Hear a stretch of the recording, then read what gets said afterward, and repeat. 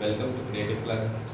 आज संविधान के इस अगले वीडियो में नागरिकता का पार्ट 2 आप पढ़ेंगे, क्योंकि कल आपको बता दिया गया था कि नागरिकता क्या है, भारत में नागरिकता कैसे दी जाती है और किन आधारों पर आप भारतीय नागरिकता प्राप्त कर पाएंगे। लेकिन इस वीडियो में आप देखिए कि नागरिकता की समाप्ति कैसे की जाती है। बेसिकली भारत में ऐसा व्यवस्था था कि नागरिकता की समाप्ति तो होनी नहीं चाहिए थी, लेकिन नागरिकता की समाप्ति कभी कभी होती है, क्योंकि भारतीय नागरिकता का प्रकार ही है एकल नागरिकता। और आप अगर किसी अन्य देश की नागरिकता अपनी इच्छा से ग्रहण कर लेते हैं, जैसे मान लीजिए कि आप भारत के निवासी हैं और आप जाकर के ब्रिटेन में रहने लगे, आप जाकर के अमेरिका में रहने लगे और वहां की नागरिकता अगर आपने ग्रहण कर ली, तो भारतीय नागरिकता आपका ऑटोमेटिक क्या हो जाएगा, खत्म हो जाएगा, स्वैच्छिक त्याग होगा कि आप अपने मर्जी से भारतीय नागरिकता का त्याग कर सकते हैं और किसी अन्य देश की नागरिकता आप ग्रहण कर सकते हैं। तो भारत में एकल नागरिकता का व्यवस्था है, इस बात को याद रखिएगा। एकल नागरिकता का अर्थ ही होता है कि सिर्फ एक ही देश का नागरिकता। जैसे अगर हम बात अमेरिका की करें तो अमेरिका में दोहरी नागरिकता की व्यवस्था है। और दोहरी नागरिकता का अर्थ क्या होता है? दोहरी नागरिकता का अर्थ होता है कि वहां स्टेट का नागरिकता अलग है और पूरे देश का नागरिकता अलग है, ठीक है। लेकिन भारत में एकल नागरिकता है। अगर आप यहाँ से कहीं और जाएंगे और उस देश की नागरिकता आपने ग्रहण कर ली, तो आपका भारत का नागरिकता ऑटोमेटिक समाप्त हो जाएगा, आप अपने मर्जी से छोड़ सकते हैं। बर्खास्तगी भी वही चीज है कि अगर आप दूसरे देश की नागरिकता ग्रहण कर लिए तो यहाँ का नागरिकता आपको छोड़ने का जरूरत नहीं है, आपका ये ऑटोमेटिक समाप्त हो जाएगा। ये होता है बर्खास्तगी, कि ऑटोमेटिक समाप्त हो जाएगा और आपको बर्खास्त कर दिया जाएगा। लेकिन वंचित करने पर का क्या अर्थ है कि अगर आपने सरकार को अगर ये संदेह हो गया कि आप किसी और देश के निवासी हैं और आपने यहाँ की नागरिकता जो है वो गलत तरीके से अर्जित की है, यहाँ की नागरिकता फर्जी तरीके से अर्जित की है, या हमारे संविधान के प्रति आपने अवहेलना का भाव रखा है या संविधान को आपने ठेस पहुंचाई है, तो इन सब स्थिति में क्या हो सकता है कि आपको भारतीय नागरिकता से वंचित किया जा सकता है, आपका भारतीय नागरिकता समाप्त किया जा सकता है, आपको तड़ीपार किया जा सकता है। ये सारा का सारा सिस्टम जो है वो वंचित किए जाने पर, यानी नागरिकता का समाप्ति इन तरीकों से आपके यहाँ हो सकता है, नागरिकता इस तरीके से खत्म हो सकता है, ठीक है। अब आप देखेंगे विदेशी भारतीय नागरिकता, ये क्या है विदेशी भारतीय नागरिकता? क्योंकि अभी आपको बताया गया कि भारत में एकल नागरिकता का प्रावधान है, लेकिन भारत सरकार कहीं न कहीं अपनी सुविधा के लिए या अपने काम को कम करने के लिए या व्यापार को बढ़ावा देने के लिए 2015 तक आते आते कुछ रूल और रेगुलेशन चेंज कर दिए। लेकिन उसके पहले भी रूल और रेगुलेशंस थे। भारतीय डायस्पोरा पर एक रिसर्च किया गया एलन सिंघवी के द्वारा, और उन्होंने जब रिपोर्ट प्रस्तुत किया तो उन्होंने बताया कि एनआरआई का प्रावधान हमारे यहाँ जो है वो क्या है, नॉन रेजिडेंस ऑफ इंडिया। इसका मतलब है कि वो लोग जो भारत के हैं, वो लोग जो भारत के हैं लेकिन कहीं और रहते हैं, विदेशों में रहते हैं, लेकिन उन्होंने अभी तक अपना नागरिकता नहीं छोड़ा है, वो भारतीय नागरिकता के आधार पर ही विदेशों में रहते हैं, भारतीय नागरिकता है उनकी पहचान है, लेकिन वो विदेशों में रहते हैं, उनको बोला जाएगा NRI, non residence of India.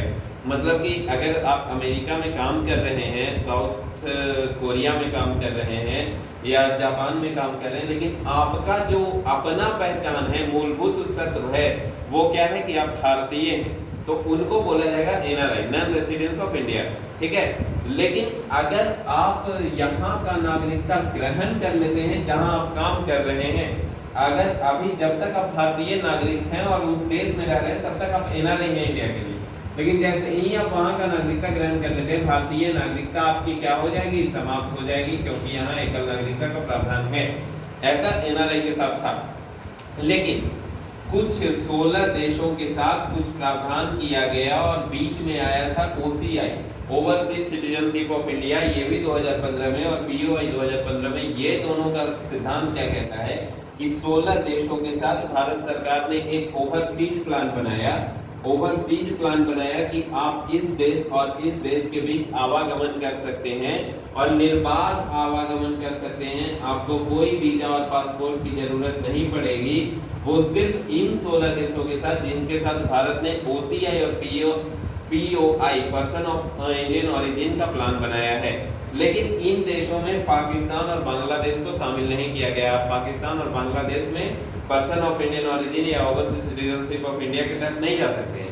अब ये है क्या, इसका मैटर क्या है, थोड़ा इसको क्लियरली समझिए कि ओवरसीज सिटीजनशिप ऑफ इंडिया का मतलब है कि भारत सरकार ने इन 16 देशों के साथ ये प्रावधान बनाया है कि यहाँ आने जाने के लिए हमारा जो है वो ना वीजा लगेगा ना पासपोर्ट लगेगा, आप आसानी से इन देशों में आ जा सकते हैं और इसके लिए आपकी नागरिकता का त्याग आपको नहीं करना पड़ेगा। आपका नागरिकता बना रहेगा और वहाँ का नागरिकता भी आपको ग्रहण नहीं करना पड़ेगा। ये कुछ देशों के साथ, ताकि आपका व्यापार निर्बाध रूप से चल सके, आपका शिक्षा या आपका हायर एजुकेशन निर्बाध रूप से चल सके, इसके लिए इन प्लानों के तहत भारत सरकार काम कर रही है।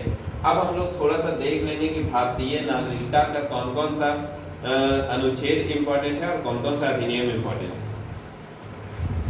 है। देखिएगा, अनुच्छेद जो है आपका भाग 2 में वो 5 से 11 तक है। यहाँ देखिए अनुच्छेद 5 क्या कहता है कि संविधान के प्रारंभ पर नागरिकता। इसका मतलब है कि जिस दिन आपका संविधान प्रारंभ हो रहा है या जिस दिन लागू हो रहा है उस दिन नागरिकता का प्रावधान कैसे है आपके भारत में या क्या क्या है। इसके बाद अनुच्छेद 6 क्या कहता है कि पाकिस्तान से भारत आने वाले व्यक्तियों के लिए नागरिकता, अर्थात जिस समय भारत बन रहा था उस समय भारत का विभाजन भी हो रहा था और भारत 2 भागों में बंट रहा था। ये था पश्चिमी पाकिस्तान और ये था पूर्वी पाकिस्तान। लेकिन कुछ लोग ऐसे थे जो चाहते थे कि हम भारत के क्षेत्र में रहें और वो ये नहीं समझ पा रहे थे कि हम भारत में रहें या पाकिस्तान में रहें, तो ऐसे लोग बार बार आवागमन कर रहे थे। तो उनके लिए कुछ समय का छूट दिया गया कि पाकिस्तान से जो लोग भारत आ रहे हैं अभी इतने समय तक उनको नागरिकता का अधिकार दिया जाएगा। लेकिन कुछ लोग भारत में रह रहे थे और वो चाहते थे कि हम पाकिस्तान में चले जाएं। जैसे मान लीजिए कि हैदराबाद के इलाके के लोग हैं या और कहीं के हैं, वो चाह रहे हैं कि हम पाकिस्तान चले जाएं, तो वो भी जा रहे हैं। तो उनके लिए नागरिकता का अधिकार अनुच्छेद 7 में दिया गया कि वैसे व्यक्ति जो भारत से पाकिस्तान जा रहे हैं, हो सकता है कि वो पुनः लौट करके इतना दिन में आए, तो उनके लिए कुछ दिनों तक नागरिकता का प्रावधान दिया गया। उसके बाद अनुच्छेद 8 कहता है, जो आपको बार बार बताया जा रहा था कि भारत से बाहर रहने वाले व्यक्तियों के लिए नागरिकता का अधिकार। इसका अर्थ है कि भारत से बाहर जो NRI रह रहे हैं, नॉन रेसिडेंट्स ऑफ इंडिया हैं, जिन्होंने अभी तक भारतीय नागरिकता का त्याग नहीं किया है, उनके लिए नागरिकता का अधिकार दिया गया है कि उनका नागरिकता बना रहेगा, उनका नागरिकता कभी कोई खत्म नहीं कर सकता है। क्लियर? अकॉर्डिंग टू अनुच्छेद 9, अनुच्छेद 9 आपका क्या कहता है कि विदेशी नागरिकता लेने पर भारतीय नागरिक न रहना। ये आपको बार बार बताया जा रहा है कि भारत में एकल नागरिकता का प्रावधान है और जैसे ही आप विदेशी नागरिकता ले लेते हैं वैसे ही आपका भारतीय नागरिकता खत्म हो जाएगा। ये आपका जो है वो भारतीय नागरिकता अधिनियम कहता है या अनुच्छेद कहता है, क्योंकि जब तक आप विदेशी नागरिकता नहीं ग्रहण करते हैं तब तक आप NRI के रूप में काम करते हैं और भारतीय नागरिकता आपका बना रहेगा अनुच्छेद 8 के तहत। लेकिन जैसे ही आपने विदेशी नागरिकता को अर्जित कर लिया, भारतीय नागरिकता आपका समाप्त हो जाएगा अनुच्छेद 9 के तहत। लेकिन अनुच्छेद 10 कहता है कि अगर आप इस तरीके का कोई काम नहीं किए हैं, ना तो आपने भारत के साथ फर्जी किया है, ना ही आपने संविधान में किसी तरह का अवहेलना की है और ना ही आपने कोई विदेशी नागरिकता स्वेच्छा से ग्रहण की है, तो इस आधार पे आपके नागरिकता का अधिकारों का बना रहना, आपका नागरिकता का अधिकार बना रहेगा। आपके नागरिकता के अधिकार का कोई भी निलंबन नहीं किया जा सकता है। लेकिन संसद कानून बनाकर नागरिकता में संशोधन कर सकती है। जब समय पड़ेगा तो संसद अनुच्छेद 11 के तहत कानून बनाकर नागरिकता के अधिकारों का संशोधन कर सकती है। इस प्रकार आप अनुच्छेद 5 से 11 तक क्लियर किए और आप इसको बार बार रिपीट कीजिए, बार बार रिवाइज कीजिए, क्योंकि नागरिकता बहुत ही इंपॉर्टेंट टॉपिक है हर लेवल के एग्जाम के लिए। चाहे आप UPSC में जाएं, BPSC में जाएं या फिर किसी भी BCS में जाएं, हर लेवल के एग्जाम के लिए, SSC, रेलवे या जो भी छोटे मोटे एग्जाम है, बड़ा से लेकर के छोटा एग्जाम तक नागरिकता आपके लिए इंपॉर्टेंट है। तो आप बार बार रिपीट कीजिए और बने रहिए हमारे साथ अगले वीडियो के लिए। बहुत बहुत धन्यवाद।